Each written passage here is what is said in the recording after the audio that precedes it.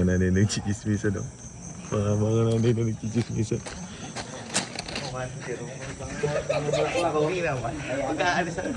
Aga naman po niyan, mami. Ano po ba yung chismis natin dyan? Uy, bata ka pa, huwag ka nakikialam dito, anak. At saka huwag nakikisalo sa mga usapan mo. Tandaan na ka. Baka maano mo sa mami, nagbebenta kasi ako ng ano. Kinatagpuan ako yung Chef Apple. Oo, grupo. Kasi sabi ko para mas gumanda yung mga mami natin, yung mga katawan, mas bumalakang. Ang gaganda nga po. Oo, sa ano kami, Chef. Ang sarap din na to. Binan yun, ha? Binan yun na to? Sa isot eh. Oo. 5 gigs. 5 gigs. Pwede ba next month to? Maghati na lang. 4 season pa yung last. Ikaw, kung gusto mo anak isang nanay mo, pwede rin sa tatay. Oo, pwede. Na ano ko lang. Kahit sa'yo, bata ka. Dumidiskarte lang ako ngayon kasi ala akong trabaho ngayon.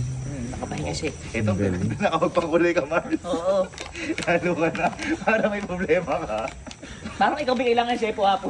Hindi, ang ganda na nga eh. Dahil ano yan. Mas gaganda lalo yan. Pit na pit, no? Oo. Kita mo yan. Ikaw, Baka gusto mo order sa akin. Ay, sige po. Sa chef si nanay mo. Sige po, mami. 5 gigs. 5 gifts? 5 gigs. Okay po. Pero 5 days 1 lang year ha? to pay? Ha? 1 year to pay? Hindi, 5 days. Ano yung pakit eh?